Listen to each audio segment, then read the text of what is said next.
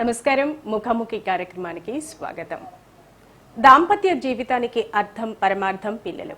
ప్రస్తుత పరిస్థితుల్లో నవదంపతులు సంతానం కలగడం కోసం చాలా ఇబ్బందులు పడడం మనం చూస్తున్నాం. వారిలోని సంతానలేమి గల కారణాలను తొలగించి సహజ సిద్ధమైన గర్భధారణ పొందడానికి సంప్రదించండి doctor Saritha homeo fertility clinic. ఎటువంటి సర్జికల్ ఆపరేషన్స్ కానీ ఐవీఎఫ్, ఐయుఐ లాంటి పెయిన్ఫుల్ ప్రొసీజర్స్ కానీ ఏమీ లేకుండా కేవలం హోమియోపతి మందుల ద్వారా సహజ సిద్ధమైన గర్భధారణ ఎలా పొందవచ్చో తెలుసుకోవడం కోసం గత 20 సంవత్సరాల నుండి ఎంతో మంది దంపతులకు సంతాన భాగ్యం కలిగించిన డాక్టర్ సరిత గారితో మాట్లాడి తెలుసుకుందాం. ఈరోజు ప్రత్యేకించి ట్యూబుల్ బ్లాక్స్ గురించి తెలుసుకోబోతున్నాం. సర్వసాధారణంగా ట్యూబుల్ బ్లాక్స్ అనేవి ఆడవారిలోనే వింటూ ఉంటాం, కానీ మగవారిలో కూడా ఇటువంటి ప్రాబ్లం ఉండే అవకాశం ఉంటుందని ఈ మధ్య తెలుసుకున్నాం. సో ట్యూబుల్ బ్లాక్స్ అనేవి ఎందువల్ల ఏర్పడే అవకాశం ఉంటుంది, వచ్చిన వారు ఎటువంటి జాగ్రత్తలు తీసుకోవాలి, ప్రస్తుతం హోమియోపతి వైద్య విధానంలో ఎటువంటి చికిత్స అందుబాటులో ఉంది అనే అంశాల గురించి డాక్టర్ సరిత హోమియో ఫర్టిలిటీ ద్వారా వైద్య సేవలు అందిస్తున్న డాక్టర్ సరిత గారు వివరిస్తారు. ప్రేక్షకులు మా కాల్ చేసిన నంబర్స్ 8297956111, మరొక నెంబర్ 82979562. ఈ నెంబర్స్ కి కాల్ చేసి మీ సమస్యల గురించి డాక్టర్ గారికి తెలియజేసి వారి నుండి తగు సలహాలు సూచనలు పొందవచ్చు. నమస్కారం డాక్టర్ గారు. నమస్తే అండి. డాక్టర్ గారు, సాధారణంగా ట్యూబుల్ బ్లాక్స్ అనేవి మనం ఆడవారిలో ఎక్కువగా వింటుంటాం, చూస్తుంటాం, కానీ మగవారిలో కూడా ట్యూబుల్ బ్లాక్స్ ఏర్పడే అవకాశం ఉంటుందంటారా? ఒకటండి, అంటే జనరల్గా ట్యూబ్స్ అంటే ఏంటి, ఇదొక దారి. అంటే ఇప్పుడు ఆడవాళ్ళలో కానీ మగవాళ్ళలో కానీ వాళ్ళ రిప్రొడక్టివ్ సిస్టమ్స్లో ఉండే కండిషన్స్. అంటే ఇప్పుడు ఆడవాళ్ళలో వచ్చేసి గర్భాశయం ఇరువైపులా ఉండే 2 గ్రంథులు ఏవైతే ఉన్నాయో ఆ గ్రంథులను కనెక్ట్ చేసే ట్యూబ్స్ అనేది ఏవైతే ఉన్నాయో వాటిని మనం ఫాలోపియన్ ట్యూబ్స్ అంటాం. అక్కడైనా ఏదైనా ఇబ్బంది కనుక వస్తే దాన్ని ట్యూబల్ బ్లాక్స్ కింద కన్సిడర్ చేస్తాం. అలాగే మగవాళ్ళలో రిప్రొడక్టివ్ ఆర్గన్స్లో కూడా టెస్టిస్లో కణాలు అనేది ఉత్పత్తి అయ్యాక ఆ కణాలు అనేది ట్యూబ్స్ ద్వారా, అంటే అక్కడ ఉండే వాస్ డిఫరెన్స్, ఇజాకులేటరీ డక్ట్ అలాంటి కండిషన్స్ ఉంటాయి. ఆ ట్యూబ్స్ ద్వారా కణాలు అనేది బయటికి వచ్చే దారి ఏదైతే ఉందో దాన్ని మనం ట్యూబ్స్ కింద కన్సిడర్ చేస్తాం. సో మగవాళ్ళలో అయినా కానీ ఆడవాళ్ళలో అయినా కానీ ఈ ట్యూబ్స్ యొక్క పనితనం ఏంటి, ఇది ఒక దారి.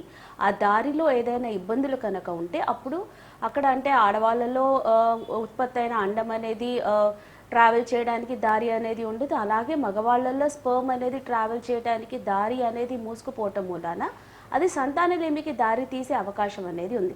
అంటే ద పాత్, అది బయటికి వచ్చే పాత్ ఉండొచ్చు, కణం అనేది లోపలికి వెళ్ళే పాత్ ఉండొచ్చు. ఆడవాళ్ళల్లో మగవాళ్ళల్లో వచ్చేసి టెస్టిస్ నుంచి కణం అనేది బయటికి రావడానికి సంబంధించిన పాత్వే ఏదైతే ఉందో ఆ పాత్వేలో ఇబ్బంది అనేది ఉన్నప్పుడు దాన్ని జనరల్గా tubal blocks, male tubal blocks కింద కన్సిడర్ చేస్తాం. మరి డాక్టర్ గారు, ఈ మగవాళ్ళల్లో ఉండే ట్యూబ్స్ ఏంటి డాక్టర్ గారు? జనరల్గా అండి మగవాళ్ళలో ఈ రిప్రొడక్టివ్ సిస్టమ్ కండిషన్స్లో ఏంటి, ఈ టెస్టిస్ ఏదైతే ఉందో టెస్టిస్లో జనరల్గా కణాల ఉత్పత్తి అనేది జరుగుతుంది. ఎలా అయితే ఆడవాళ్ళలో అండాశయంలో అండాలు ఉత్పత్తి జరుగుతాయో అలాగే మగవాళ్ళలో కూడా ఈ టెస్టిస్లో కణాల ఉత్పత్తి, అంటే స్పర్మ్స్ ఉత్పత్తి అనేది జరుగుతాయి. జనరల్గా బిఫోర్ ప్యూబర్టీ ఆ స్పర్మ్స్ అనేది, అంటే ఎలా ఫీమేల్స్లో బిఫోర్ ప్యూబర్టీ కండిషన్స్ ఉంటాయో మేల్స్లో కూడా అలాగే ఉంటాయి. ప్యూబర్టీ తర్వాత సెకండరీ సెక్షువల్ క్యారెక్టర్స్ డెవలప్ అయినప్పుడు ఈ స్పర్మ్ ప్రొడక్షన్ అనేది స్టార్ట్ అవుతుంది. జనరల్గా స్పర్మ్స్ అనేది ఏంటి అంటే రోజుకి ఎన్నో లక్షల స్పర్మ్స్ అనేది ప్రొడ్యూస్ అవుతూ ఉంటాయి. కానీ ఒక స్పర్మ్ అనేది పుట్టి పెరగాలి అంటే అప్రాక్సిమేట్గా 60 to 70 days టైం అనేది పడుతుంది. అంటే అది వెంటనే ఒక 9 స్టేజ్, ఎలా ఒక బేబీ అనేది పుట్టడానికి 9 months టైం పడుతుందో అలాగే ప్రతి స్టేజ్ అనేది పాస్ అవుట్ అయినాకే ఒక మెచ్యూర్డ్ స్పర్మ్గా అది బయటకు అనేది రావటం జరుగుతుంది. టెస్టిస్లో ఈ సెమినిఫెరస్ వెజైకిల్స్లో, సెమినిఫెరస్ ట్యూబ్యూల్స్లో కణాలు అనేది ఉత్పత్తి జరిగినాక అక్కడ టెస్టిస్ని అక్కడ స్క్రోటల్ శాక్ అనేది హోల్డ్ చేస్తుంది. ఎలా ఆడవాళ్ళలో 2 అండాశయాలు ఉంటాయో, అండాలు ఉంటాయో అలాగే మేల్స్లో కూడా 2 టెస్టిస్లు అనేది ఉంటాయి. ఈ 2 టెస్టిస్లు కూడా స్క్రోటల్ స్క్రాక్లో ఉంటాయి. ఈ స్క్రోటల్ స్నాక్ని ఏది హోల్డ్ చేస్తుంది, ఎపిడిడిమిస్ అనేది హోల్డ్ చేస్తుంది. ఈ ఎపిడిడిమిస్ ద్వారా వాస్ డిఫరెన్స్, అంటే ఇవన్నీ కూడా ఈ స్క్రోటల్ శాక్, టెస్టిస్ అనేది ఏంటి, external genital organs. Internal genital organs ఏంటి, వాస్ డిఫరెన్స్, ఎపిడిడిమిస్, ఇజాకులేటరీ డక్ట్, ఇలా కొన్ని పాత్వేస్ అనేది ఉంటాయి. ఈ పాత్వేస్ ద్వారా, ఇజాకులేటరీ డక్ట్ ద్వారా కణాలు అనేది. ఓకే డాక్టర్ గారు, కాలర్ రెడీగా ఉన్నారండి. హలో హలో, నమస్తే అండి, డాక్టర్ గారు ఉన్నారు, మీ సమస్య చెప్పండి. టీవీ వాల్యూమ్ పూర్తిగా మ్యూట్లో పెట్టేయండి ప్లీజ్. చెప్పండి. హలో, చెప్పండి అమ్మా. అంటే ఇక్కడ నేను టీవీ చూస్తున్నాను, అని ఫోన్ చేస్తాను పెద్ద హాస్పిటల్. నాకు టూత్ బ్లాక్ అయింది అందుకని. ఓకే ఓకే అమ్మా. ఇప్పుడు మీకు ట్యూబ్స్ బ్లాక్ అయ్యాయని ఎప్పుడు తెలిసాయమ్మా మీకు? అంటే మీకు నెలసర్లు అన్ని కరెక్ట్గా ఉన్నాయా? ప్రెగ్నెన్సీ ఎప్పుడు రాలేదా? పెళ్ళి ఎన్నాళ్ళు అవుతుంది? నాకు పెళ్ళి 3 years అయిపోతుంది. ఓకే. నేను నాకు ఆపరేషన్ నష్టాలని ఆపరేషన్ చేశారు. లాప్రోస్కోపీ చేసినప్పుడు చేశారు. ఇంటి బురుగులు ఉన్నాయని ఇన్స్టాగ్రామ్ ఆప్షన్ చేసిన తర్వాత ఆపరేషన్ లో ఇన్ఫెక్షన్ వచ్చి టూత్ అని బ్లాక్ అయిపోయి కొంచెం ప్రెగ్నెన్సీ రావడం కష్టం అని చెప్పారు. ఓకే, అంటే లాప్రోస్కోపీలో మీకు లాప్రోస్కోపీ నీటి బుడగలకు చేశారు కదమ్మా. లాప్రోస్కోపీలో ట్యూబ్స్ ని ఓపెన్ చేయడానికి ప్రయత్నించారా? చేసినా కానీ ఓపెన్ అవ్వలేదా? ఏం చెప్పారు? ఓపెన్ అవ్వలేదు, ఓపెన్ అవ్వడం కష్టము, ప్రెగ్నెన్సీ రావడం కష్టం అని చెప్పారు. ఓకే అమ్మా.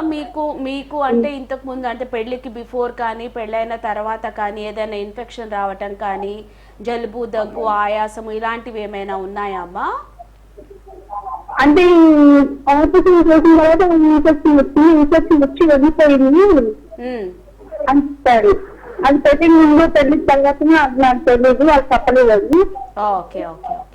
చూడండి అమ్మా, జనరల్ గా ఇప్పుడు ట్యూబ్స్ అనేది బ్లాక్ అవ్వడానికి ఏంటంటే అమ్మా ఇన్ఫెక్షన్ అనేది కారణం. ఇప్పుడు మీకు నీటి తిత్తులు కనిపిస్తున్నాయి. నీటి తిత్తుల్ని ఏం చేశారు? లాప్రోస్కోపీ ద్వారా కనిపించే తిత్తుల్ని క్లియర్ చేశారు. కానీ ఆ నీటి తిత్తులు, ఆ పీసీఓడి అనేది రావడానికి మీ ఒంట్లో ఉండే హార్మోన్స్ లో ఉండే ఉత్పత్తి లోపాలు. అలాగే ట్యూబ్స్ అనేది బ్లాక్ అవ్వడానికి కూడా మీ ఒంట్లో ఉండే ఇన్ఫెక్షన్, అది మీ నుంచి ఉండొచ్చు, మీ వంశపారంపరంగా వచ్చే కారణాల వల్ల ఉండొచ్చు, మీ హస్బెండ్ వైఫ్ నుంచి వచ్చే ఇన్ఫెక్షన్స్ వలన ఉండొచ్చు. ఇప్పుడు లాప్రోస్కోపీ అనే ప్రొసీజర్ మీరు వెళ్ళిన వైద్య విధానంలో ఏం చేస్తుంది? కనిపించే దాన్ని మాత్రమే తొలగిస్తుంది. ఆ కనిపించిన ఇబ్బంది ఎందుకు వచ్చింది అనే ఇంటర్నల్ ఇబ్బంది ఏదైతే ఉందో, అంటే మీ ఒంట్లో ఉండే అనారోగ్యం ఏదైతే ఉందో అది అలాగే ఉంటుంది. ఇప్పుడు కనిపిస్తున్న నీటి తిత్తులు క్లియర్ చేయగలిగారు కాబట్టి చేసేసారు. అలాగే కొందరిలో బ్లాక్స్ క్లియర్ చేయగలిగితే బ్లాక్స్ ని కూడా క్లియర్ చేస్తారు. కానీ అవి రావడానికి సంబంధించిన కారణం ఒంట్లో బలంగా ఉండటం మూలన మీకు క్లియర్ అవ్వలేదు. కొందరిలో క్లియర్ అయినా కానీ ఆ ఒంట్లో కారణం అలాగే ఉండటం మూలన మళ్ళీ బ్లాకేజెస్ అనేది జరుగుతాయి. ఇక్కడ మనం దేన్ని తొలగించాలి? మీకు బ్లాక్ అనేది రావటానికి, ఆ నీటి తిత్తులు అనేది రావడానికి సంబంధించిన కారణం మీ ఒంట్లో ఏదైతే ఉందో దాన్ని మనం హోమియోపతి మందుల ద్వారా తొలగించినప్పుడు ఆ కనిపిస్తున్న బ్లాక్స్ అనేది క్లియర్ అయ్యి రెండు వైపులా కూడా మీకు న్యాచురల్గా హెల్దీగా ప్రెగ్నెన్సీ వచ్చే అవకాశం తప్పకుండా ఉంటుందమ్మా. ఇలా రెండు వైపులా మీలాగా రెండు వైపులా బ్లాక్స్ ఉన్న వాళ్ళకి కూడా ఆ కారణాలకి, ఒంట్లో ఉండే ఇన్ఫెక్షన్స్ కి కారణాలకి మనం మన హోమియోపతి మందుల ద్వారా ట్రీట్మెంట్ అనేది ఇచ్చాక ఆ కారణాలు అనేది తొలగి బ్లాక్స్ అనేది ఓపెన్ అయ్యి న్యాచురల్గా హెల్దీగా ప్రెగ్నెన్సీ వచ్చిన వాళ్ళు మన దగ్గర మోర్ దెన్ 80% వరకు ఉన్నారు. కుదిరితే మీరు లాప్రోస్కోపీ చేయించుకున్నప్పుడు చెప్పండి అమ్మా. నాకు 2 sides బ్లాక్ అయ్యి చెప్పారు. ఒకటమ్మా, ఇక్కడ మీరు ఆలోచించాల్సింది ఏంటి అంటే ట్యూబ్స్ అనేది బ్లాక్ అయ్యాయని చెప్పారు. ఆ బ్లాక్ అనేది వాటంతట అవి రావలేదు కదా, మీ ఒంట్లో ఏదో అనారోగ్యం ఉండటం వలన బ్లాక్ అనేది జరిగింది. మీ ఒంట్లో అనారోగ్యం అనేది ఉన్నప్పుడు ఎంతవరకు మీ గర్భసంచి అనేది బలంగా ఉంటుంది, ఎంతవరకు మీకు వచ్చే అండం అనేది బలంగా ఉంటుంది? ట్యూబ్ అనేది దేనికి పనిచేసేది? కణం అనేది వెళ్ళి అండాశయం దగ్గర విడుదలవుతున్న అండాన్ని కలవటానికి అదొక దారి. ఆ దారితో పని లేదు. అండాన్ని బయటికి తీసుకుందాము, కణంతో కలుపుదాము, తర్వాత ఫర్టిలైజ్డ్ అయిన ఎంబ్రియో గర్భసంచిలో పెడదాము అనేది మీరు వెళ్తున్న ఐవీఎఫ్ ప్రొసీజర్స్ లో చెప్తున్నారు. ఒకవేళ గర్భసంచిలో ఆ పిండాన్ని పెట్టినా కానీ ఎంతవరకు బలంగా ఉంటుంది మీ బాడీ, ఫర్దర్ ఎదుగుదల ఎంతవరకు జరుగుతుంది అదొకసారి మీరు ఆలోచించండి. మీ ఒంట్లో అనారోగ్యం అనేది ఉన్నప్పుడు మీ అండం ఎంతవరకు బలంగా ఉంటుంది? లక్షలు ఖర్చు పెట్టుకొని మీరు ఐవీఎఫ్ చేయించినా కానీ ఫర్టిలైజ్డ్ అయిన ఎంబ్రియో మీ గర్భసంచిలో ఎంతవరకు ఎదుగుతుంది, ఎంతవరకు హెల్తీ బేబీ పుడతారు? ఇవన్నీ ఏవి లేకుండా చిన్నగా అంటే ఓన్లీ సింపుల్గా మీ ఒంట్లో ఉండే కారణాన్ని మాత్రమే కనుక మీరు తొలగించుకుంటే ఇవన్నీ చేయించుకునే అవసరం లేదు కదమ్మా. న్యాచురల్గానే ప్రెగ్నెన్సీ వచ్చే అవకాశం అనేది ఉంటుంది. ఓకేనా? మీ రిపోర్ట్స్ అన్ని కూడా తీసుకుని వచ్చి ఒకసారి కలవండి అమ్మా. ఇబ్బంది ఏం లేదు. హోమియోపతి మందుల ద్వారా కారణాలు అనేది క్లియర్ అయ్యి ట్యూబ్స్ అనేది ఓపెన్ అయ్యే అవకాశం ఉంటుంది. సరే అండి, థ్యాంక్ యూ అండి. ఓకే ఓకే అండి, థ్యాంక్స్ ఫర్ కాలింగ్ అండి. డాక్టర్ గారు మనం మాట్లాడుకుంటున్నాం మగవాళ్ళల్లో ఉండే ట్యూబ్స్ ఏంటి అంటే, సో ఇప్పుడు ఇప్పుడు ఇందాక మన కాలర్ ఒక ట్యూబ్ అనేది దేనికి పనిచేస్తుంది, అది ఏదైనా కానీ ఒక ఆ వే అనేది మూసుకుపోతే అక్కడ జరగాల్సిన ప్రొసీజర్స్ అనేది జరగదు. సో మేల్స్లో కూడా టెస్టిస్ నుంచి కణాలు ఉత్పత్తి అయ్యాక బయటికి అనేది రావాలి అంటే వాస్ డిఫరెన్స్ ఎపిడిడిమిస్ ఇలా ట్యూబ్స్ అనేది ఉంటాయి. ఆ ట్యూబ్స్ ద్వారానే ఇజాక్యులేటరీ డక్ట్ ద్వారా బయటికి స్పర్మ్స్ అనేది ఇజాక్యులేట్ అవ్వాల్సి ఉంటుంది. ఈ పాత్లో ఈ వేలో ఏదైనా ఇన్ఫెక్షన్స్ వలన ఉండొచ్చు, ఇంటర్నల్గా ఉండే సిస్టిక్ కండిషన్స్ వలన ఉండొచ్చు, లేదా వాళ్ళకి కంజనైటల్గా కొన్ని ఇబ్బందులు ఉండటం మూలాన కూడా ఈ బ్లాక్స్ అనేది జనరల్గా జరుగుతూ ఉంటాయి. ఆ బ్లాక్స్ అనేది జరిగినప్పుడు ఇంటర్నల్గా టెస్టిస్లో కణాల ఉత్పత్తి జరిగినా కానీ బయటికి వచ్చే అవకాశం అనేది ఉండదు. కాబట్టి అక్కడ అది సంతానలేమికి దారితీస్తుంది. మగవాళ్లలో కణాలు ఉండకుండా ఉండే అవకాశాలు అనేది కూడా ఈ ట్యూబ్స్లో ఇబ్బంది ఉండటం మూలాన జనరల్గా జరుగుతూ ఉంటాయి. మరి డాక్టర్ గారు, మగవాళ్ళల్లో కూడా ఈ ట్యూబ్స్ అనేవి బ్లాక్ అయితే సంతానలేమికి దారితీసే అవకాశం ఎంతవరకు ఉంటుందంటారు? ఇప్పుడు జనరల్గా అండి మెయిల్స్ వైపు నుంచి ఇన్ఫర్టిలిటీ కాజెస్ కానీ జనరల్గా మెయిల్స్లో సంతానలేమికి సంబంధించిన కారణాలను కనుక మనం కేటగరైజ్ కనుక చేసుకుంటే మెయిల్స్లో జనరల్గా కణాలు అనేది 60 మిలియన్ల కణాలు, 50% కదలికలు, ఎలాంటి ఇన్ఫెక్షన్స్ లేకుండా మెయిల్స్ వైపు నుంచి ఉండాలి. జనరల్గా అంటే ఇప్పుడు అదర్ ఫర్టిలిటీ సెంటర్స్లో తీసుకుంటే మెయిల్స్ ఫ్యాక్టర్స్ని పెద్దగా కన్సిడర్ చేయరు. మెయిల్స్లో కణాలు తక్కువగా ఉన్న కాలాల నుంచి అడ్జస్ట్ అయ్యి అదర్ ప్రొసీజర్స్కి వెళ్ళే ప్రొసీజర్స్ ఎక్కువగా చేస్తూ ఉంటారు. ఇన్ కేస్ మెయిల్స్లో 0 కౌంట్ కనుక ఉంటే ఇంకా వాళ్ళకి ఆప్షన్సే లేదు, వాళ్ళ వైపు నుంచి న్యాచురల్గా ప్రెగ్నెన్సీ వచ్చే అవకాశం లేదంటే వాళ్ళ బయాలజికల్ కిడ్ వచ్చే అవకాశం లేదు అని అదర్ డోనార్ స్పర్మ్కో లేదా అడాప్షన్స్కో వెళ్ళే ప్రొసీజర్స్ ఎక్కువగా ఫాలో అవుతూ ఉంటారు. ఇక్కడ మెయిల్ ఫ్యాక్టర్స్ అనేది కూడా ఒక ప్రెగ్నెన్సీ అనేది రావడానికి ఎలా ఫీమేల్స్లో ఆ ఇబ్బందులు రావడానికి ఇంటర్నల్గా ఉండే కారణాలు అనేది ఏవైతే ఉంటాయో అలాగే మెయిల్స్లో కూడా వాళ్ళకి ప్రెగ్నెన్సీ అనేది ఆ కపుల్కి రావట్లేదు అంటే ఆ మెయిల్ ఫ్యాక్టర్స్ యొక్క ఇబ్బందులు అనేది అక్కడ మెయిన్ కాజ్. అంటే మెయిల్స్లో కూడా కణాలలో ఇన్ఫెక్షన్స్ ఉండొచ్చు, కణాల ఉత్పత్తి లోపాలు ఉండొచ్చు, కణాలు టెస్టిస్లో ప్రొడ్యూస్ అయినా కానీ మనం ఏదైతే బ్లాక్స్ అని చెప్తున్నామో ఈ బ్లాక్స్ ఉండటం మూలాన బయటికి కణాలు అనేది ఇజాక్యులేట్ అవ్వకపోవచ్చు. ఇలా అవ్వకపోవడానికి సంబంధించిన కారణాలు ఇలా బ్లాక్స్ అనేది ఉన్నప్పుడే జనరల్గా మనం ఈ 0 కౌంట్తో కొన్ని కండిషన్స్ అంటే ఉత్పత్తి అనేది ఉన్నా కానీ కణాలు అనేది బయటికి రావట్లేదు అనే కండిషన్స్లో ఇక్కడ ఈ ట్యూబ్స్లో ఏదైనా బ్లాక్స్ ఉండటం మూలాన కూడా జనరల్గా జరుగుతూ ఉంటుంది. సో మెయిల్ బ్లాకేజెస్లో ఏదైనా ఇబ్బందులు అంటే మెయిల్ ట్యూబ్స్లో కూడా ఏదైనా బ్లాకేజెస్ కనుక ఉంటే డెఫినెట్గా అది మెయిల్స్ వైపు నుంచి సంతానలేమికి దారి తీస్తుంది. ఇక్కడ హోమియోలో జనరల్గా అదే మనకు జరిగేది. అంటే కణాలు తక్కువగా ఉన్నా కానీ 0 కౌంట్ ఉన్నా కానీ వాళ్ళకి ఎక్స్టర్నల్ జెనైటల్ ఆర్గన్స్లో కానీ ఇంటర్నల్ జెనైటల్ ఆర్గన్స్లో కానీ ఎక్కడ ఏదైనా ఇన్ఫెక్షన్ ఉందా, ఏదైనా సిస్టిక్ కండిషన్స్ ఉన్నాయా, ఏదైనా బ్లాకేజెస్ ఉన్నాయా అనేది చూసుకుంటూ ఆ ఇంటర్నల్గా ఉండే డెప్త్ని మనం మెడికేషన్స్ ద్వారా క్లియర్ చేసినప్పుడు ఎలా ఫీమేల్స్లో అయితే బ్లాకేజెస్ క్లియర్ అవుతాయో మెయిల్స్లో కూడా అలాగే ఆ బ్లాకేజెస్ అనేది క్లియర్ అయ్యి కణాల ఉత్పత్తి అనేది హెల్తీగా జరిగే అవకాశం అనేది ఉంటుంది. డాక్టర్ గారు, అసలు అందరిలో ఉండే పెద్ద సందేహం ఏంటంటే డాక్టర్ గారు, మగవారిలో కణాల సంఖ్య అనేది ఎంత ఉండాలి అనేది ఎక్కువగా వినపడుతూ ఉంటుంది. దానికి మీ ఆన్సర్ ఏంటి? జనరల్గా అండి అకార్డింగ్ టు WHO కండిషన్స్ చెప్పేది ఏంటి, ఒక మెయిల్ అంటే ఒక హెల్దీ బాడీ, ఒక హెల్దీ రిప్రొడక్టివ్ సిస్టమ్ మెయిల్స్లో ఉంది అనేది దానికి మెయిన్గా ఏంటి కండిషన్స్, 60 మిలియన్స్ కౌంట్ ఉండాలి, 50% యాక్టివ్ మొటిలిటీ ఉండాలి, ఎలాంటి ఇన్ఫెక్షన్స్ లేకుండా ఉండాలి. ఈ కండిషన్స్లో అంటే ఈ 3 పారామీటర్స్లో ఏదైనా ఫ్లక్చుయేషన్స్ కానీ ఏదైనా హెచ్చు తగ్గులు కానీ ఉన్నప్పుడు అక్కడ ఆ కణాల ఉత్పత్తిలో కానీ ఆ కణాలలో కానీ ప్రాబ్లం అనేది ఉండట్టే. జనరల్గా ఏంటి 60 కన్నా తక్కువగా ఉంది అంటే హెల్దీ స్పర్మాటోజెనిసిస్ అనేది ఆ మెయిల్లో లేదు అనే అర్థం. 60 మిలియన్ల కణాలు ఉండొచ్చు, 100 మిలియన్ల కణాలు అనేది కూడా ఉండొచ్చు. కానీ కదలికలు ఏదైతే 50% ఉండాలో అలా 50% కదలికలు అనేది లేకుండా కదలికలు చాలా తక్కువగా ఉండే వాళ్ళు ఉంటారు, కంప్లీట్గా కణాలు అంతా చనిపోయే వాళ్ళు కూడా ఉంటారు. ఇలా ఉంది అంటే వాళ్ళ సెమెన్ అనేది హెల్దీగా లేదు, అక్కడ ఇన్ఫెక్షన్స్ కారణాలు ఉన్నాయి కాబట్టి కణాలు అనేది ఉత్పత్తి అవుతున్నా కానీ అవి చనిపోతున్నాయి అనే దానికి అదొక నిదర్శనం. అలాగే ఈ కణాలు హెల్దీగా అంటే ఒక బాడీ అనేది ఒక హెల్దీ బాడీ ఎలా ఉండాలి, అన్ని ఆర్గన్స్ అనేది నార్మల్గా ఉండాలి. అలాగే స్పర్మ్కి కూడా ఆర్గన్స్ అనేది ఉంటాయి. అంటే ఒక బాడీకి ఎలా ఉంటాయో మెయిల్ స్పర్మ్కి కూడా హెడ్, నెక్, టెయిల్ ఇవన్నీ కూడా ఉంటాయి. ఈ 3 పార్ట్స్ అనేది కూడా ఉండాల్సినంత రేషియోగా కరెక్ట్గా ఉంటేనే ఆ స్పర్మ్ అనేది హెల్దీగా ఉంటుంది, ఆ స్పర్మ్ అనేది హెల్తీగా స్విమ్ అనేది అయ్యి, అంటే యూట్రస్ ద్వారా ట్యూబ్స్ ద్వారా వెళ్ళి అండాశయం దగ్గర విడుదలవుతున్న అండాన్ని కలవటానికి ఉపయోగకరంగా ఉంటుంది. కణాలలో ఉత్పత్తిలో ఇబ్బందులు అనేది ఉన్నా, కదలికలో ఇబ్బందులు అనేది ఉన్నా, మార్ఫాలజికల్ అబ్నార్మాలిటీస్ ఏమైనా ఉన్నా కానీ అది మగవాళ్ళ వైపు నుంచి సంతానలేమికి దారి తీసే అవకాశం అనేది ఉంటుంది. జనరల్గా చాలా వరకు చూస్తూ ఉంటాం, అంటే ఇప్పుడు కణాలులో ఇబ్బందులు ఉన్నా కానీ అదర్ ఫర్టిలిటీ సెంటర్స్లో రాదర్ దాన్ హోమియోపతి కాకుండా ఇతర ఫర్టిలిటీ సెంటర్స్లో, ఇతర వైద్య విధానాలలో జనరల్గా ఏంటి, మేల్స్ వైపు నుంచి ఉండే ఫ్యాక్టర్స్ని పెద్దగా కన్సిడర్ చేయటం అనేది జరగదు. ఉన్న కణాల నుంచి అడ్జస్ట్ అవుతూ ఈ ఐవీఎఫ్ కానీ ఐయుఐ కానీ ప్రొసీజర్స్ ఎక్కువగా వెళ్ళటం అనేది జరుగుతుంది. బికాజ్ వాళ్ళ వే ఆఫ్ ట్రీట్మెంట్ ప్రొసీజర్స్ అంతవరకు మాత్రమే ఉంటుంది. అంటే ఆ వే ఆఫ్ ప్రొసీజర్స్లో ఇంటర్నల్గా ఉండే డెప్త్ ఆఫ్ ద కాజ్ని క్లియర్ చేసే ఆప్షన్ అనేది లేదు, అవకాశం అనేది లేదు. కాబట్టి అడ్జస్ట్మెంట్ అనేది అక్కడ జరగటం అనేది జరుగుతుంది.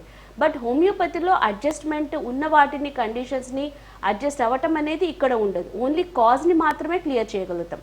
ఇప్పుడు కొన్ని కండిషన్స్ ఉంటాయి, కంజనైటల్ అబ్నార్మాలిటీస్ మేల్స్ వైపుని ఉండి కంజనైటల్గా ట్యూబ్స్ అనేది ఫామ్ అవ్వని మేల్స్ కూడా కొందరు ఉంటారు. అలాంటి వాళ్ళల్లో డెఫినెట్గా అదర్ ఫర్టిలిటీ సెంటర్స్లో ఏదైతే ఆప్షన్ ఇక్సీ అని కానీ ఇలా ప్రొసీజర్స్ ఏదైతే ఫాలో అవుతున్నారో డెఫినెట్గా దాన్ని ఆప్ట్ చేయాల్సి ఉంటుంది. అంటే అక్కడ దానికి ఉండే అడ్వాంటేజెస్, దాని యొక్క గ్రేట్నెస్ అనేది డెఫినెట్గా ఉంది. కానీ ఎక్కడైతే డిజీజ్ ఉందో ఆ డిజీజ్ని క్లియర్ చేసుకునే ఆప్షన్స్ అనేది ఉన్నప్పుడు ఆ డిజీజ్ని ఒంట్లో అలాగే పెట్టుకుని అడ్జస్ట్ అవుతూ వెళ్లాల్సినంత అవసరం అనేది లేదు కదా. డిజీజ్ని క్లియర్ చేసే ప్రొసీజర్స్ అనేది హోమియోపతిలో ఉంది. కాబట్టి అది ఆడవాళ్ళ వైపు నుంచి కానీ మగవాళ్ళ వైపు నుంచి కానీ వాళ్ళకి న్యాచురల్గా ప్రెగ్నెన్సీ రావట్లేదు అంటే కణాల ఉత్పత్తిలో ఉండే ఇబ్బందులు కానీ లేదా అండాలలో ఉత్పత్తిలో ఉండే ఇబ్బందులను కానీ మనం వాళ్ళ ఇంటర్నల్గా ఉండే కారణాలను తొలగించినప్పుడు ఆ కారణాలు అనేది తొలగి బలంగా కణాలు ఉత్పత్తి అవకాశం ఉంటుంది, బలంగా అండాలు ఉత్పత్తి అవకాశం ఉంటుంది. అప్పుడు ఇలా ఏ ఆల్టర్నేట్ మెథడ్స్ అంటే ఈ ఆర్టీ మెథడ్స్ ఏదైతే ఐయుఐ కానీ ఐవీఎఫ్ కానీ అడ్జస్ట్ అవుతూ వెళ్లాల్సిన అవసరం అంటూ ఏమీ లేదు. న్యాచురల్గానే హెల్దీగా ప్రెగ్నెన్సీ వచ్చే అవకాశం అనేది హోమియోపతి ట్రీట్మెంట్ ద్వారా ఉంటుంది. ఓకే, అట్లాగే డాక్టర్ గారు, మగవారిలో ఏర్పడే ట్యూబల్ బ్లాక్స్ వలన కణాల ఉత్పత్తిలో ఏమైనా ఇబ్బందులు వచ్చే అవకాశం ఉంటాయంటారా? ఉంటుందండి. అంటే ఇప్పుడు కంజనైటల్గా ఫార్మేషన్స్లో ఏదైనా ఇబ్బంది ఉన్నప్పుడు దాని యొక్క ఎఫెక్ట్ జెనెటిక్లో ఉండే ఇంబ్యాలెన్సెస్ యొక్క ఇన్ఫ్లుయెన్సెస్ ఉండటం మూలాన కొన్ని స్పర్మ్స్లో, అంటే ఇప్పుడు కణాలు అనేది ఉండాల్సినంత కన్నా తక్కువగా ఉండే కండిషన్స్ ఉంటాయి, అసలు కణాలు జీరో ఉండే కండిషన్స్ అనేది కూడా ఉంటాయి. కణాలు జీరోగా ఉన్న వాళ్ళకి, అంటే అజోస్పర్మియా కేసెస్ అంటాం, ఇలా జీరో ఉన్న వాళ్ళకి జెనెటిక్ క్యారీ ఓవర్స్లో ఉండే ఇబ్బందులు ఉంటాయి, లేదా ఆ ట్యూబ్స్లో ఉండే అడ్డంకులు కానీ స్పర్మాటోజెనిసిస్ ఉత్పత్తి అనేది అక్కడ జరగకపోవటం కానీ ఇవన్నీ కూడా వాళ్ళ వైపు నుంచి ఉండే మెయిన్ కాజెస్. సో ఇక్కడ మెయిన్ ఇది కణాల ఉత్పత్తిలో ఇబ్బంది తీసుకొస్తుందా అంటే ఇప్పుడు న్యాచురల్గా లేదు, అక్కడ ట్యూబ్స్లో ప్రాబ్లం అనేది ఉంది, అది ఇన్ఫెక్షన్స్ ఉండొచ్చు, సిస్ట్ ఉండొచ్చు, ఇంకేదైనా కారణం అనేది ఉండొచ్చు. ఒక కారణం అనేది ఆ రిప్రొడక్టివ్ ఆర్గన్స్లో ఆ మెయిల్ బాడీలో ఉన్నప్పుడు ఆ డిజీజ్ కానీ ఆ కారణం కానీ డెఫినెట్గా ఆ స్పర్మాటోజెనిసిస్ పైన దాని ఇన్ఫ్లుయెన్స్ అనేది ఉంటుంది. దాని మూలాన కణాల ఉత్పత్తిలో లోపాలు అనేది డెఫినెట్గా అక్కడ జరుగుతాయి. కణాలు అనేది హెల్దీగా లేకపోవటం అనేది కూడా దీని వల్లనే ఎక్కువగా జరుగుతూ ఉంటుంది.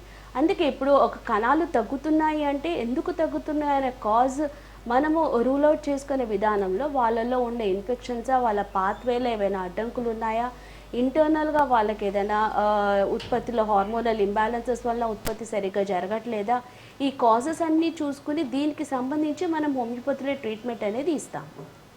ఓకే, అట్లాగే డాక్టర్ గారు, మగవారి వైపు నుండి సంతానలేమికి ముఖ్యంగా ఎటువంటి కారణాలు కనిపించే అవకాశం ఉంటుందంటారు?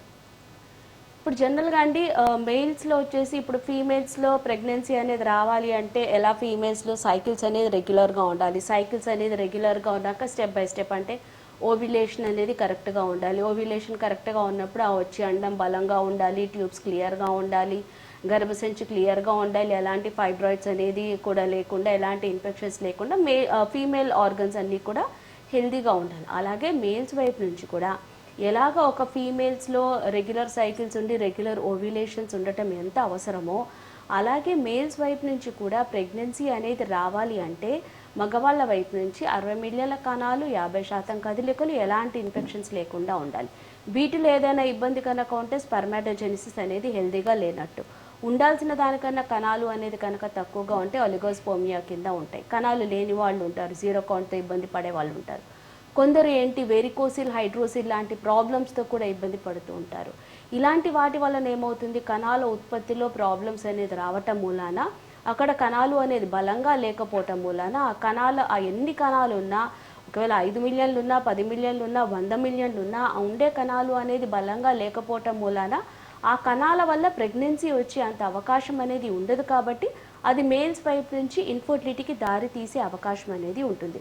సో ఒక కపుల్ అనేది ఇన్ఫర్టిలిటీతో ఇబ్బంది పడుతూ ఉన్నప్పుడు ఫీమేల్స్ వైపు నుంచి ఉండే డెప్త్ ఏంటి, ఫీమేల్స్లో ఉండే కారణాలు ఏదైనా మేల్స్లో ఉండే ఇన్ఫెక్షన్స్ వలన వాళ్ళల్లో ప్రాబ్లమ్స్ ఏదైనా వస్తుందా, మేల్స్ వైపు నుంచి ఉండే కారణాలు ఏంటి, మేల్స్లో ఉండే ఇబ్బందులు ఏదైనా ఫీమేల్స్ వైపు నుంచి ఉండే కారణాల వల్ల వస్తుందా అనే కండిషన్స్ని మనం జనరల్గా హోమియోపతిలో చూస్తూ ఉంటాం. అంటే ఒక ప్రాబ్లం అనేది వచ్చినప్పుడు బోత్ ఆఫ్ ద పార్ట్నర్స్ని రూల్ అవుట్ చేసుకుని బోత్ ఆఫ్ ద పార్ట్నర్స్లో ఉండే కండిషన్స్ని మనం క్లియర్ చేసుకున్నప్పుడే ఇద్దరి వైపుల నుంచి కూడా ఆ కారణాలు అనేది క్లియర్ అయ్యి వాళ్ళకి న్యాచురల్గా హెల్దీగా ప్రెగ్నెన్సీ వచ్చే అవకాశం అనేది ఉంటుంది. ఓకే, అట్లాగే డాక్టర్ గారు, అజోస్పెర్మియాకి హోమియోపతిలో ఎటువంటి వైద్య విధానాలు ప్రస్తుతం అందుబాటులో ఉన్నాయో వివరించగలరా? ఒకటండి, ఈ అజోస్పర్మియా కేసెస్ అనేది ఏదైతే ఉంటుందో ఇప్పుడు జనరల్గా ఒక మేల్ ఫ్యాక్టర్స్లో ప్రాబ్లం అనేది ఎంత ఫ్రీక్వెంట్గా కనిపిస్తుందో అంత ఫ్రీక్వెంట్గా అజోస్పర్మియా ఉంటుంది. ఒక 10 మేల్స్ని కనుక తీసుకుంటే 1 to 2% మేల్స్ అనేది ఇలాంటి అజోస్పర్మియా ప్రాబ్లంతో ఇబ్బంది పడేవాళ్ళు అనేది ఉంటారు. అంటే అజోస్పర్మియా అంటే ఏంటి, జీరో కౌంట్, అంటే కణాలు అనేది అక్కడ బయటికి కనిపించకపోవడం. వాళ్ళ కణాల పరీక్షకు అనేది వెళ్ళినప్పుడు కణాలు అనేది కనిపించకపోతే దాన్ని అజోస్పర్మియా కింద జనరల్గా కన్సిడర్ చేస్తాం. ఇక్కడ ఒకటి గమనించుకోవాల్సిన విషయం ఏంటి అంటే, ఒకసారి వాళ్ళు అంటే ఈ ప్రెగ్నెన్సీ రూల్ అవుట్ కండిషన్స్లో ఒకసారి కణాల పరీక్ష అనేది చేయించుకున్నప్పుడు ఒకసారి జీరో కౌంట్ అనేది వాళ్ళు వెళ్ళినప్పుడు రిపోర్ట్లో జీరో అనేది కనుక వస్తే దాన్ని నిర్ధారించుకోవటానికి లేదు, దాన్ని రిపీటెడ్గా ఒక 1-2 టైమ్స్ అనేది టెస్ట్ చేయించుకోవాల్సి ఉంటుంది. అంటే సెకండ్ ఒపీనియన్గా వాళ్ళు ఒక 1-2 టైమ్స్ చూసుకోవాలి. స్టిల్ ఆ 2-3 టైమ్స్ చేయించుకున్నప్పుడు కూడా జీరో కౌంట్ కనుక వస్తే అప్పుడు ఆ జీరో కౌంట్ ఎందుకు ఉంది అనే ఫ్యాక్టర్స్ని ఇక్కడ రూల్ అవుట్ చేసుకోవాల్సి ఉంటుంది. ఇందాకటి నుంచి మనం ఏదైతే చెప్తున్నామో ట్యూబల్ ఫ్యాక్టర్స్, ఆ ట్యూబ్స్లు అంటే ఇంటర్నల్గా టెస్టిస్లో కణాల ఉత్పత్తి అనేది జరుగుతుంది కానీ బయటికి రావట్లేదా, ఈ ట్యూబ్స్లో ఏదైనా ప్రాబ్లం ఉందా అనే కండిషన్స్ని రూల్ అవుట్ చేసుకోవడానికి జనరల్గా జీరో కౌంట్తో ఇబ్బంది పడే వాళ్ళకి ట్రస్ అనే టెస్ట్ చేయిస్తాం. అంటే trans rectal imaging of prostate and seminiferous vesicles అంటారు. అంటే ఈ ఇజాక్యులేటరీ డక్ట్ కానీ సెమినిఫెరస్ వెజైకిల్స్, ట్యూబ్యూల్స్ అంటే కణాలు ఉత్పత్తి జరిగి కణాలు బయటికి వచ్చే దారిలో ఏదైనా ఇబ్బంది ఉందా అనేది ఈ టెస్ట్ ద్వారా మనకి జనరల్గా అర్థమవుతుంది. ఇది ఇంటర్నల్ జెనైటల్ ఆర్గన్స్ని చూసుకునే స్కానింగ్. అలాగే ఎక్స్టర్నల్ జెనైటల్ ఆర్గన్స్ అంటే టెస్టిస్లో ఏదైనా ఇబ్బంది ఉందా, అక్కడ ఏదైతే వెరికోసిల్ హైడ్రోసిల్ లాంటి ప్రాబ్లమ్స్ వలన ఉత్పత్తిలో లోపాలు జరగవచ్చు. వెరికోసిల్ హైడ్రోసిల్ ప్రాబ్లమ్స్ ఇన్ఫెక్షన్స్ అనేది ఉన్నప్పుడు క్రానిక్గా ఆర్కైటిస్ లాంటి ప్రాబ్లమ్స్ అనేది ఉంటాయి. దానివల్ల ఏదైనా ఈ కణాలు జీరో కౌంట్కి వెళ్తున్నాయనేది కూడా మనం ఈ స్కాన్స్ ద్వారా చూసుకోవాల్సి ఉంటుంది. ఈ 2 స్కాన్స్లో ఉండే కండిషన్సే కాకుండా ఉత్పత్తిలో ఉండే ఇబ్బందులు, అంటే కణాలు అనేది ఉత్పత్తి జరగాలి అంటే ఒక ఫీమేల్లో ఎలా ఆర్గన్స్ అనేది ఉంటాయో అలాగే మేల్స్లో కూడా ఈ టెస్టిక్యులర్ అండ్ పిట్యూటరీ గ్లాండ్స్ నుంచి మెయిన్గా ఈ ఆండ్రోజన్ హార్మోన్స్ అనేది రిలీజ్ అవుతాయి. ఏవి, FSH, LH, prolactin, oestrogen, testosterone అనే హార్మోన్స్. ఈ హార్మోన్స్ అనేది దేనికి అంటే ఒక ఫీమేల్లో ఎలా ప్యూబర్టీ నుంచి తీసుకుని మెనపాజ్ వరకు ఎలా సైకిల్స్, అండము, ఫాలిక్యులర్ అండం విడుదల ఈ కండిషన్స్కి ఉపయోగపడుతున్నాయో అలాగే మేల్స్లో కూడా ప్యూబర్టీ దగ్గర నుంచి కనుక తీసుకుంటే మేల్స్లో ఏజ్ లిమిట్ అనేది ఉండదు. కణాల ఉత్పత్తి, సెకండరీ సెక్షువల్ క్యారెక్టర్స్ డెవలప్ అవ్వడానికి ఈ హార్మోన్స్ అనేది ఉపయోగపడతాయి. ఈ హార్మోన్స్లో ఏదైనా ఇబ్బంది కనుక ఉంటే కణాల ఉత్పత్తిలో ప్రాబ్లమ్స్ అనేది వస్తాయి. సో ఇలా జీరో కౌంట్తో ఇబ్బంది పడే వాళ్ళకి ఈ హార్మోన్ లెవెల్స్ అనేది అబ్నార్మల్గా కొందరిలో ఉంటాయి. అంటే ఇక్కడ టెస్టిక్యులర్ ఎన్హాన్స్మెంట్ అనేది లేకపోవటం మూలాన అక్కడ ఉత్పత్తి అనేది జరగట్లేదు. కొందరిలో హార్మోన్స్ అనేది నార్మల్గానే ఉంటాయి కానీ కణాలు అనేది బయటికి రావట్లేదు, జీరో కౌంట్ అనేది ఉంటుంది. అంటే ఇలా జీరో కౌంట్ ఉన్న వాళ్ళు కంపల్సరీ ప్రతి ఒక్కరిలో పాత్వేలో ట్యూబ్స్లో బ్లాకేజెస్ ఉంటాయి అనేది కాదు. కొందరిలో హార్మోన్స్ నార్మల్గా ఉన్న స్పర్మటోజెనిసిస్ అనేది ఎన్హాన్స్ అవ్వకుండా ఉండే వాళ్ళు ఉంటారు. కొందరిలో హార్మోన్ లెవెల్స్ అబ్నార్మల్గా ఉండే వాళ్ళు ఉండటం మూలాన జీరో కౌంట్ అనేది ఉంటుంది. కొందరిలో వచ్చే ఈ దారిలో ఈ సిస్టిక్ కండిషన్స్ కానీ ఈ బ్లాకేజెస్ ఇన్ఫెక్షన్స్ వలన ఉండటం మూలాన కూడా కణాలు బయటికి ఇజాక్యులేట్ అవ్వకుండా ఉండే వాళ్ళు ఉంటారు. సో ఉత్పత్తిలో ఉండే లోపాలు కానీ, హార్మోనల్ ఇంబ్యాలెన్సెస్ కానీ, ఇన్ఫెక్షన్స్ వల్ల వచ్చే ఈ ట్యూబ్స్లో ఉండే బ్లాకేజెస్ కానీ మనం హోమియోపతి మందుల ద్వారా డెఫినెట్గా క్లియర్ చేయగలుగుతాం. కణాలు కొద్దో గొప్ప ఉండే వాళ్ళకి మోర్ దెన్ 80% అష్యూరెన్స్ అనేది ఇస్తాము. అలాగే కణాలు అసలు లేని వాళ్ళకి, అంటే జీరో కౌంట్తో ఇబ్బంది పడే వాళ్ళకి మాత్రము 15 to 20% అష్యూరెన్స్ అనేది ఇక్కడ ఇస్తాము. బికాస్ దీని యొక్క డెప్త్ అనేది చాలా స్ట్రాంగ్గా ఉంటుంది. ఆ డెప్త్ అనేది క్లియర్ అయ్యి వాళ్ళకి ఉత్పత్తి అనేది జరిగే క్రమంలో కొద్దిగా టైం పట్టొచ్చు. ఇంటర్నల్ డెప్త్ స్ట్రాంగ్గా ఉండటం మూలాన ఆ టైం పట్టే క్రమంలో పేషెంట్కి కూడా అంత ఓపిక అనేది కూడా ఉండకపోవచ్చు. అదే జీరో కౌంట్ కేసెస్లో మనం హోమియోపతి మెడికేషన్స్ ద్వారా మన దగ్గర 15 to 20% అష్యూరెన్స్ అనేది ఇవ్వగలుగుతున్నాం. కానీ ఈ జీరో కౌంట్ కేసెస్లో అదర్ వేస్ ఆఫ్ ట్రీట్మెంట్లో అసలు ఆప్షన్సే లేవు. ఓన్లీ అడాప్షన్కి వెళ్ళటం కానీ లేదా డోనార్ స్పర్మ్కి వెళ్ళటం కానీ మాత్రమే అక్కడ జరుగుతుంది. ఎందుకంటే అక్కడ డెప్త్ని, ఇన్ఫెక్షన్స్ని, కారణాలు క్లియర్ చేసే ప్రొసీజర్స్ అనేది లేదు కాబట్టి. హోమియోపతిలో ప్రొసీజర్స్ అనేది ఉంది కాబట్టి ఆ ఇంటర్నల్గా ఉండే డెప్త్ అనేది క్లియర్ అయ్యే అవకాశం అనేది ఉంటుంది కాబట్టి ఇలాంటి జీరో కౌంట్ కేసెస్లో మనం 15 to 20% వరకు అష్యూరెన్స్ అనేది ఇస్తున్నాము. ఓకే, అట్లాగే డాక్టర్ గారు అలిగోస్పెర్మియా అంటే ఏంటి డాక్టర్ గారు? దాని గురించి వివరించగలరా? దీని వల్ల సంతానలేమి సమస్యకు ఎంతవరకు దారి తీయవచ్చు అంటారు? ఇప్పుడు మెయిల్స్ వైపు నుంచి మనము ఫర్టిలిటీ ఇష్యూస్లో కనుక కన్సిడర్ చేసుకుంటే మెయిన్గా అంటే ఫస్ట్ 2 కేటగిరీస్గా ఏదైతే మనం డివైడ్ చేసుకుంటామో అని చెప్తున్నాం. అంటే కణాలు ఉన్నవాళ్ళు, కణాలు లేని వాళ్ళు. కణాలు అనేది ఉన్న వాళ్ళలో కణాలు కంప్లీట్గా నార్మల్గా ఉండి కంప్లీట్గా కణాలు చనిపోతున్న వాళ్ళు ఉంటారు. ఇలాంటి వాళ్ళని ఆస్థినోస్పర్మియా అంటారు. కొందరిలో ఏమవుతుంది, కణాలు అనేది నార్మల్గానే ఉంటే కొంతవరకే కణాలు చనిపోతూ ఉంటాయి. కొందరిలో ఏమవుతుంది, ఉండాల్సినంత కణాలు అనేది ఉండకుండా తక్కువ కణాలు, అంటే ఏదైతే 60 మిలియన్ల కణాలు ఉండాలి అని మనం చెప్తున్నామో ఇలా 60 మిలియన్ల కణాలు అనేది లేకుండా 10 మిలియన్లు ఉండేవాళ్ళు ఉంటారు, 30 మిలియన్లు ఉండేవాళ్ళు ఉంటారు, 1-2 మిలియన్లు ఉండేవాళ్ళు కూడా ఉంటారు. ఇలా తక్కువగా కణాలు ఉన్న వాళ్ళని సివియర్ ఒలిగోస్పోమియా కింద కన్సిడర్ చేస్తాం. అంటే ఒలిగో అంటే ఉండాల్సిన వాటికన్నా తక్కువగా ఉండే కండిషన్స్ని ఒలిగోస్పోమియా అంటారు. ఈ సివియర్ ఒలిగోస్పోమియా కానీ ఒలిగోస్పోమియా కండిషన్స్ కానీ వీటిని కూడా మనం హోమియోపతి మెడికేషన్స్లో క్లియర్ చేస్తాము. ఇలా ఈవెన్ 1-2 మిలియన్స్ ఉన్న వాళ్ళకి కూడా మన దగ్గర వాటికి సంబంధించిన కారణాలకి ట్రీట్మెంట్ అనేది ఇచ్చాక ఆ కారణాలు అనేది తొలగి న్యాచురల్గా హెల్తీగా ప్రెగ్నెన్సీ వచ్చిన వాళ్ళు ఉన్నారు. ఇక్కడ ఇప్పుడు ఎంతోమంది మగవాళ్ళలో ప్రాబ్లం అనేది ఉంటుంది. అందరికీ ఒకే యూనివర్సల్ మెడికేషన్స్ అనేది హోమియోపతిలో ఉండదు. ఒక్కొక్కరిలో ఒక్కొక్క కారణం అనేది ఉంటుంది వాళ్ళలో సమస్య అనేది రావటానికి. ఆ సమస్యని కన్సిడర్ చేసుకుని ఆ సమస్యని మనం కేసు అనేది తీసుకున్నప్పుడు వాళ్ళకి ఆ సమస్య రావడానికి వాళ్ళ బాడీ టెండెన్సీసా, వాళ్ళ సైకలాజికల్ ఫ్యాక్టర్సా, వాళ్ళ చైల్డ్హుడ్ అక్రాస్ అయిన ఏదైనా హెల్త్ ఇష్యూస్ వల్ల వస్తున్న ప్రాబ్లమా, లేదా జెనెటిక్ క్యారీ ఓవర్స్ ద్వారా ఫ్యామిలీ టెండెన్సీస్ నుంచి వస్తున్న ఇబ్బందియా అనేది చూసుకొని దానికి సంబంధించిన సూటబిలిటీ మెడికేషన్స్ అనేది ఇచ్చినప్పుడు ఒక్కొక్కరికి ఒక్కొక్క సూటబిలిటీ అనేది ఉంటుంది. ఒక్కొక్కరికి ఒక్కొక్క type of homeopathy constitutional medicine అనేది ఇవ్వాల్సిన అవసరం అనేది ఉంటుంది. ఆ కారణాలు అనేది తొలగి వాళ్ళకి ఉత్పత్తి అనేది జరిగే అవకాశం అనేది ఉంటుంది. అంటే ఒలిగోస్పర్మియా కేసెస్కి మనం మోర్ దెన్ 80% వరకు న్యాచురల్ ప్రెగ్నెన్సీ రావటానికి ఎలాంటి ఆర్టిఫిషియల్ మెథడ్స్ లేకుండానే న్యాచురల్ ప్రెగ్నెన్సీ అనేది వాళ్ళలో కణాలు తక్కువగా ఉండడానికి సంబంధించిన కారణాలు అనేది తొలగించినప్పుడు ఆ కణాల ఉత్పత్తి అనేది న్యాచురల్గా జరిగి, అంటే వాళ్ళు తగ్గడానికి సంబంధించిన కారణాలు తొలగినప్పుడు ఉత్పత్తి అయ్యే కణాలు అనేది బలంగా ఉత్పత్తి అవుతాయి. అలా కణాలు అనేది బలంగా ఉత్పత్తి అయినప్పుడు ఇంకా ప్రెగ్నెన్సీ అనేది న్యాచురల్గా రావడానికి ఎలాంటి అడ్డంకులు ఉండవు కాబట్టి వాళ్ళకి న్యాచురల్గా ప్రెగ్నెన్సీ వచ్చే అవకాశం అనేది హోమియోపతి ట్రీట్మెంట్ ద్వారా ఉంటుంది. ఓకే, అట్లాగే డాక్టర్ గారు కొంతమంది మగవాళ్ళు స్మోకింగ్, డ్రింకింగ్ ఇలాంటి అలవాట్లు ఉంటూ ఉంటాయి. ఇటువంటి వారిలో సంతానలేమి కలిగే అవకాశం ఎంతవరకు ఉంటుందంటారు? ఒకటండి, అంటే ఇప్పుడు మెయిల్ ఫ్యాక్టర్స్లో ఇన్ఫ్లుయెన్స్ చేసే కండిషన్స్ అంటే డిజీజ్ని మనం పక్కన కనపెడితే వాళ్ళ లైఫ్ స్టైల్ విధానం ఉండొచ్చు, వాళ్ళలో ఉండే హ్యాబిట్స్ అనేది ఉండొచ్చు. అలా అని లైఫ్ స్టైల్ విధానం ఇబ్బంది, అంటే లైఫ్ స్టైల్ కరెక్ట్గా లేని వాళ్ళు, ఎలాంటి ఎక్సర్సైజ్ కానీ ఎలాంటి హెల్తీ డైట్ లేని వాళ్ళు, స్మోకింగ్, డ్రింకింగ్ లాంటి హ్యాబిట్స్ ఉన్న వాళ్ళకి కొందరికి డెఫినెట్గా పిల్లలు అనేది పుడుతున్నారు, వాళ్ళలో ఎలాంటి సమస్య అనేది ఉండట్లేదు.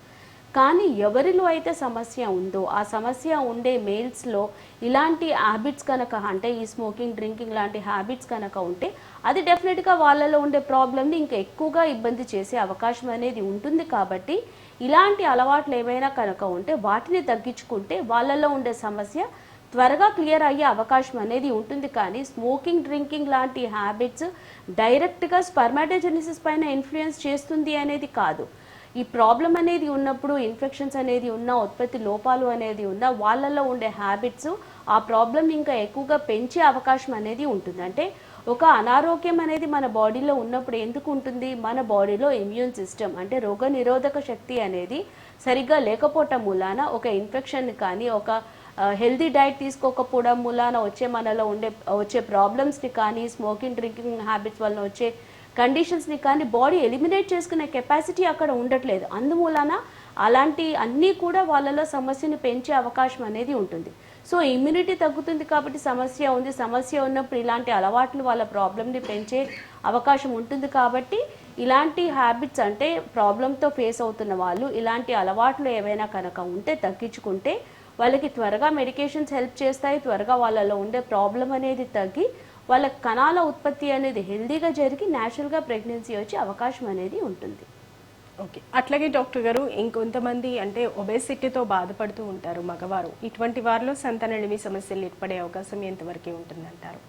ఒకటండి, ఒబేసిటీ అనేది ఇదర్ మెయిల్లో కానీ ఫీమేల్లో కానీ ఒబేసిటీ అనేది డెఫినెట్గా అంటే నార్మల్గా ఈ ఒబేస్ అనేది ఎందుకు వస్తుంది? వాళ్ళ డైటరీ హ్యాబిట్స్ కరెక్ట్గా లేకపోవటం మూలాన కానీ, లేదా వాళ్ళకి బాడీకి ఫిజికల్ ఎక్సర్సైజ్ అనేది సరిగా లేకపోవటం మూలాన కానీ, లేదా అదర్ హార్మోనల్ ఇంబ్యాలెన్సెస్ వలన ఒబేసిటీ అనేది రావచ్చు. సో హార్మోనల్ ఇంబ్యాలెన్సెస్ వలన ఒబేసిటీ అనేది వచ్చినప్పుడు హార్మోనల్ ఇంబ్యాలెన్సెస్ వలన ఇంటర్నల్గా స్పర్మ్ ప్రొడక్షన్స్లో ఇబ్బందులు అనేది ఉండటం మూలాన అక్కడ అది సంతానలేమికి దారితీసే అవకాశం అనేది ఉంటుంది. సో ఒబేసిటీ ఉండటం మూలాన ప్రెగ్నెన్సీ రావట్లేదు అనేది కాదు. అది మేల్స్ వైపు నుంచి కానీ ఫీమేల్స్ వైపు నుంచి కానీ ఆ ఒబేసిటీ ఎందుకు ఉంది అనే కారణం అక్కడ important. In case food habits వలన ఒబేసిటీ కనుక ఉంటే ఆ తీసుకునే ఫుడ్ అనేది హెల్తీగా లేకపోవటం మూలాన ఇంటర్నల్గా హెల్దీ కండిషన్స్ అనేది ఉండదు, సిస్టమ్ అనేది హెల్దీగా ఉండదు. కాబట్టి ఇన్ఫెక్షన్స్ ఉండొచ్చు, అన్హెల్దీ కండిషన్స్ అనేది ఉండొచ్చు. దాని వలన హెల్దీ స్పర్మాటోజెనిసిస్ అనేది ఉండదు. అందుమూలన ఆ ఒబేస్ వలన అక్కడ సంతానలేమికి దారి అనేది తీస్తుంది. అలాగే వాళ్ళ ఫిజికల్ ఎక్సర్సైజ్ అనేది లేకపోవడం మూలాన ఈ సెడెంటరీ లైఫ్ స్టైల్ ఏదైతే ఉందో దాని మూలాన కూడా ఎన్హాన్స్మెంట్ ఆఫ్ ద ఆర్గన్స్ కానీ, ఎన్హాన్స్మెంట్ ఆఫ్ ద హార్మోన్స్ కానీ నార్మల్గా లేకపోవటం మూలాన హెల్దీ స్పర్మాటోజెనిసిస్ అనేది ఉండదు. అలాగే ఫీమేల్స్ వైపు నుంచి కూడా హెల్దీ ఓవ్యులేషన్ అనేది ఉండదు. దాని మూలాన అక్కడ హెల్దీనెస్ అనేది ఉండదు. కాబట్టి అది సంతానలేమికి దారితీస్తుంది. సో ఒబేసిటీ అనేది ఎంతవరకు అంటే అది వాళ్ళకి కొందరికి కంజనైటల్గా ఫ్యామిలీ హిస్టరీ అంటే వాళ్ళ బాడీ యొక్క మేకపే అలా ఉంటుంది. అలాంటి వాళ్ళకి ప్రాబ్లం అనేది ఉండదు. కానీ in the middle of the లైఫ్లో వాళ్ళకి సడన్గా ఒబేస్ కనుక అయినప్పుడు అది డెఫినెట్గా దానికంటూ ఒక కారణం అనేది ఉంది. ఆ కారణం అనేది వాళ్ళలో సమస్య తీసుకొచ్చే అవకాశం అనేది ఉంటుంది. సో ఆ కారణాన్ని వాళ్ళు అంటే సెల్ఫ్గా ఇప్పుడు డైటరీ హ్యాబిట్స్ కానీ, ఎక్సర్సైజ్ వల్ల కానీ ఏదైతే ఒబేస్ అవుతున్నారో దాన్ని సెల్ఫ్గా అంటే వితౌట్ ఎనీ మెడికేషన్స్ ఓన్లీ వాళ్ళ లైఫ్ స్టైల్ విధానాన్ని మార్చుకుని ఆ ప్రాబ్లమ్ని వాళ్ళు తగ్గించుకోవచ్చు. దో ఇలాంటి హ్యాబిట్స్ని తగ్గించుకున్నా కానీ ఒబేసిటీ అనేది తగ్గట్లేదు అంటే ఇంటర్నల్గా థైరాయిడ్ లాంటి ఇంబ్యాలెన్సెస్ ఏమైనా ఉన్నాయా, అదర్ హార్మోనల్ ఇంబ్యాలెన్సెస్ ఏమైనా ఉన్నాయా అనేది చూసుకొని దాన్ని రూల్ అవుట్ చేసుకుని ఆ కండిషన్స్ని కనుక క్లియర్ చేసుకుంటే వాళ్ళకి హెల్దీ స్పర్మాటోజెనిసిస్ అనేది వచ్చే అవకాశం అనేది ఉంటుంది. ఓకే డాక్టర్ గారు, మీ వాల్యుబుల్ టైంని మా ప్రేక్షకుల కోసం కేటాయించి సంతానలేమి సమస్యలకు అవగాహన కల్పించినందుకు థ్యాంక్ యూ సో మచ్ అండి. చూసారు కదండి, సాధారణంగా ట్యూబుల్ బ్లాక్స్ అనేవి ఎక్కువగా మనం ఆడవారిలో చూస్తూ ఉంటాం.